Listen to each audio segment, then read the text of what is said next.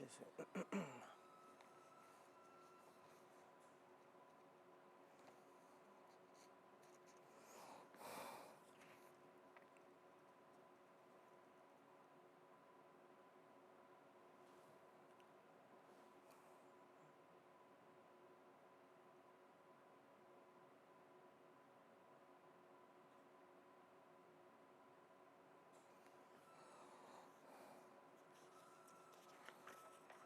On voit des épreuves écrites, ça met un grand tirage du certificat d'études primaires élémentaires.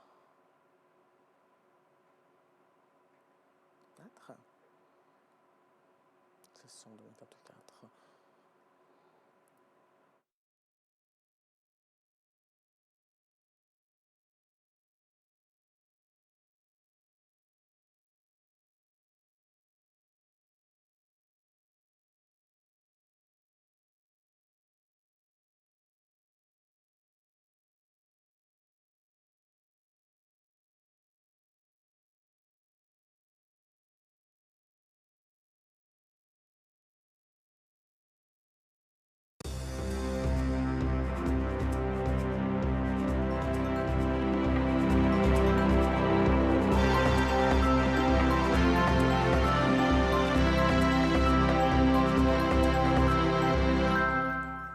Bonsoir à tous et merci de toujours vous informer sur RTI2.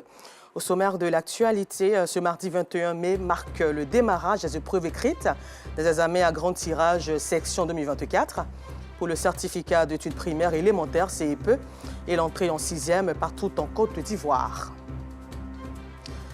Et puis comme tous les mardis, pour notre rubrique Le Carton Rouge, nous en attribuerons aux chauffeurs de taxis communaux des quartiers Avocatier et Habitat, Bessé et Oufouette-Boigny, dans la commune d'Abobo pour un civisme routier.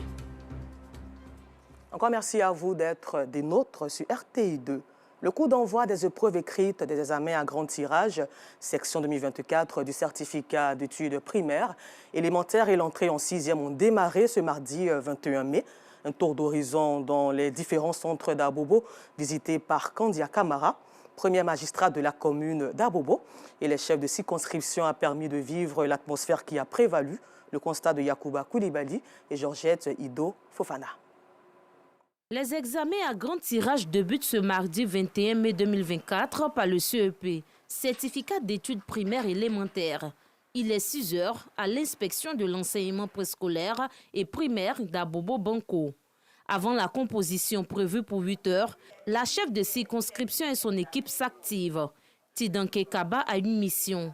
Dès 5 heures du matin, nous étions au camp commando. En présence de Madame Le Drain et des forces de l'ordre, nous avions retiré nos épreuves de la matinée. Les présidents de centres viennent de partir vers les différents centres de la circonscription. Et nous, on s'apprête pour aller dans le centre de regroupement pour attendre le retour des présidents des centres. Mais l'inspecteur et son adjointe vont se préparer pour aller dans les différents centres pour aller faire la supervision. 7h30 minutes, nous mettons le cap sur le centre d'examen EPP Gendarmerie au quartier Avocatier BC, toujours dans la commune d'Abobo. Ici, le dispositif organisationnel accueille Kandia Kamara. La première magistrate de la commune procède au lancement des examens du CEP et de l'entrée en 6e à 8 heures. J'ai demandé aux candidats d'être relax, d'être serein, parce que ce n'est qu'une évaluation.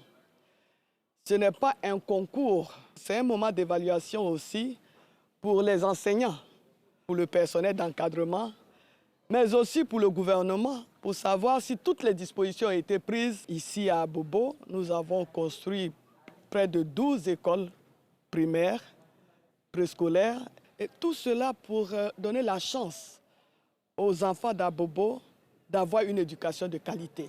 Je souhaite que les parents vraiment jouent leur rôle de parents en assurant vraiment une éducation, un suivi de l'enfant pendant qu'il est à la maison. Je souhaite que tous ces candidats soient admis. Ce que nous avons enregistré comme performance interne, nos résultats sont satisfaisants. Ça nous rassure. Comme Kandia Kamara, Fatoumata Diomandé, chef de circonscription adjointe, sillonne plusieurs centres d'examen. Selon elle, l'organisation est parfaite. Face aux épreuves, les candidats sont confiants. J'ai bien étudié. Je peux réussir à mon examen. C'était un peu facile. Donc, je me suis un peu débrouillée dans les épreuves. Je pense que je me suis bien préparée pour l'examen. Donc, je ne suis pas trop stressée. Cette année, la direction régionale d'Abidjan 4 enregistre 40 495 candidats au CEP et à l'entrée en 6e, répartis dans 141 centres.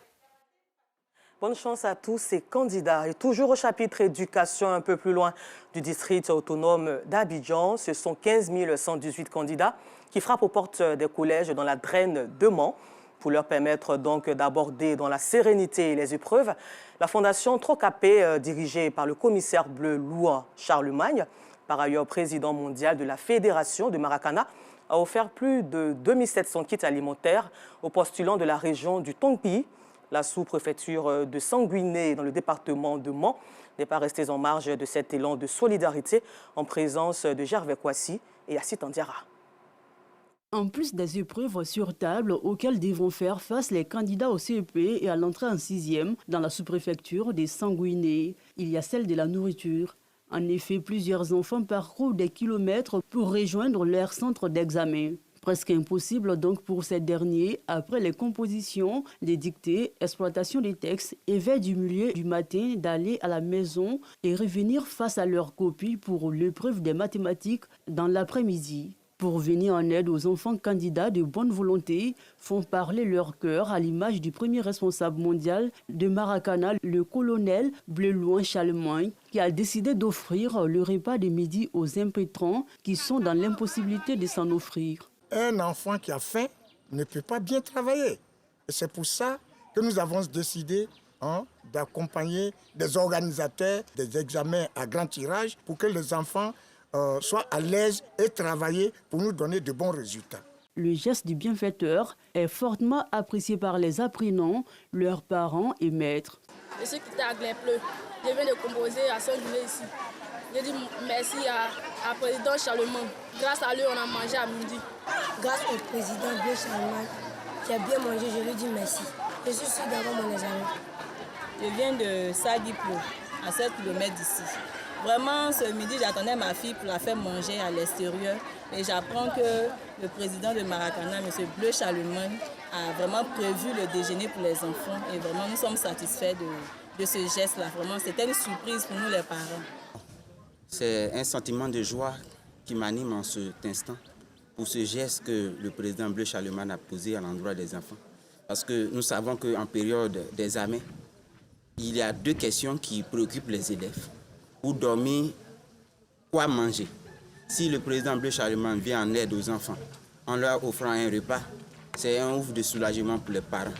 Le commissaire Bleu Louan Charlemagne entend remettre le couvert lors des écrits du BEPC. En attendant, les 1952 candidats de la sous-préfecture des Sanguiné devront attendre 2 semaines pour connaître leur sort.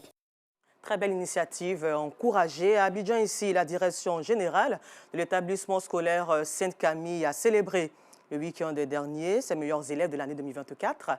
Et pour la circonstance, un hommage a été rendu au défunt fils d'Aboubacar Touré, dit Tonton Bouba, qui faisait partie de la promotion terminale baptisée Touré Mouhamad Abraham Arafat. Le compte rendu de Yacouba Koulibaly et Georgette Ido Fofana. Seule l'ardeur au travail permet d'atteindre son objectif. L'Iran Kofi, élève en seconde, l'a compris. Cette année scolaire, elle n'a pas réchiné à la tâche. Pour satisfaire mes parents et aussi mes encadreurs, je compte être la majeure de ma promotion chaque année. Pour maintenir la flamme de l'excellence allumée, les responsables d'un établissement scolaire dans la commune de Cocody ont primé ce week-end les meilleurs élèves. C'est d'amener nos apprenants à comprendre que le travail est le propre de l'homme. C'est un engagement que le collège prend d'aller plus loin.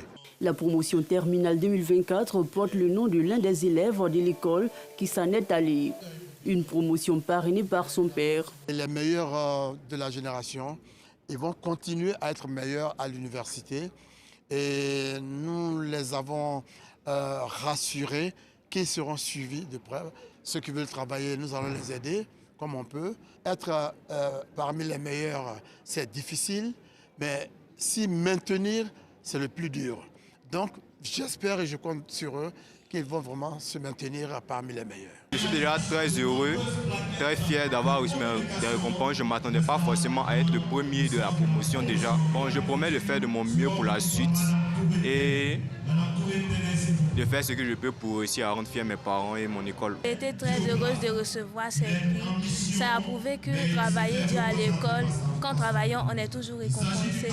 Et ça nous incite encore au travail scolaire. La cérémonie d'excellence est marquée par une passation de symboles et de flambeaux aux élèves de la première, mais aussi par des prestations d'artistes et humoristes.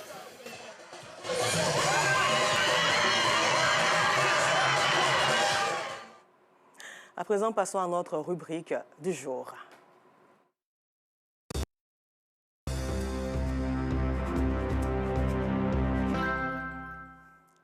Nous vous le disions en titre, les chauffeurs des taxis communaux de la ligne gendarmerie au quartier Avocatier, Habitat, BC et Oufouette-Boigny, dans la commune d'Abobo, s'illustrent de la plus mauvaise des manières. En effet, ils refusent carrément de faire le rond-point, créant ainsi des véritables embouteillages sur ces différents tronçons cités. Une situation que dénoncent les populations qui se sentent en danger. La rédaction de RTI2 mécontente leur attribue un carton rouge proposé par Georgette Ido Fofana, Pagasoro Kone de Madongi et Kader Bachila.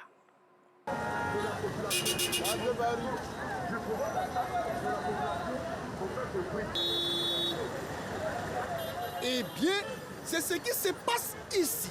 Et oui, c'est comme ça ici. Surtout ne vous méprenez pas. C'est comme ça 7 jours sur 7. C'est comme ça 24 heures sur 24. Alors, bienvenue à Abobo. Disons le plus net, bienvenue dans la commune où des soi-disant chauffeurs pensent faire la loi ou encore la pluie et le beau temps. Commune où des individus sans foi ni loi sèment le trouble. Commune où ces conducteurs de véhicules de transport en commun promeuvent de la façon la plus aisée l'indiscipline et l'incivisme. Regardez vous-même, ces chauffeurs de taxis communaux appelés communément Warren et qui assurent la ligne gendarmerie d'Abobo, les quartiers Habitat, BC et Avocatier, refusent de prendre le rond-point ou le sens giratoire.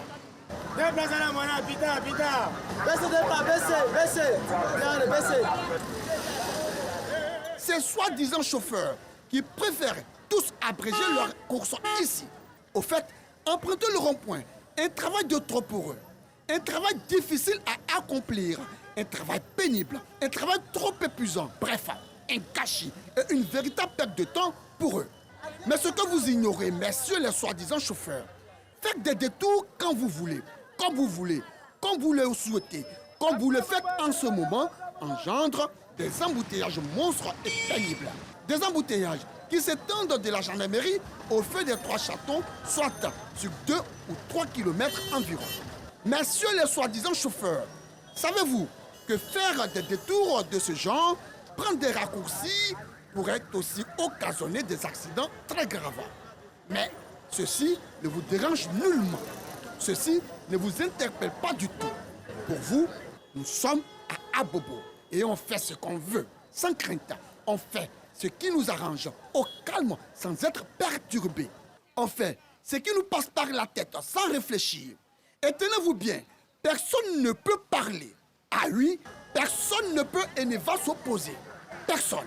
Mais c'est le soi-disant chauffeur, votre incivisme, votre indiscipline, votre irresponsabilité, votre comportement malsain et indigne mettent à mal la fluidité routière. A-t-on besoin de vous le signifier? Messieurs les soi-disant chauffeurs, pourquoi vous faites ça? Pourquoi vous ne respectez pas le code de la route? Pourquoi mettez-vous la vie de vos passagers et des piétons en danger?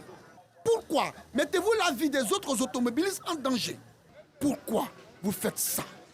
Pourquoi? Comme on n'a pas de gare là, on ne peut pas arriver à la gare aussi, vers la mairie aussi. Donc là-bas c'est un autre gare, mais ici là, c'est pas notre gare, on fait comment? On n'a pas un seul endroit. Le rang, il y a trop d'embouteillages à Bobo, il n'y a pas de route. Donc c'est comme ça là, ça nous retarde un peu, non? Donc, non, on enchaîne pas, non là. C'est pas, il n'y a pas de gars qui viennent raser ici. Avant qu'il ait tourné là, ça prend trop du temps. Donc nous sommes obligés de tourner ici. Que c'est dommage. Alors, messieurs les soi-disant chauffeurs, êtes-vous plus pressés que ces honnêtes automobilistes qui, eux, respectent le code de la route et qui prennent le temps de prendre le sens giratoire? Êtes-vous plus pressés que ces honnêtes citoyens qui se rendent au travail?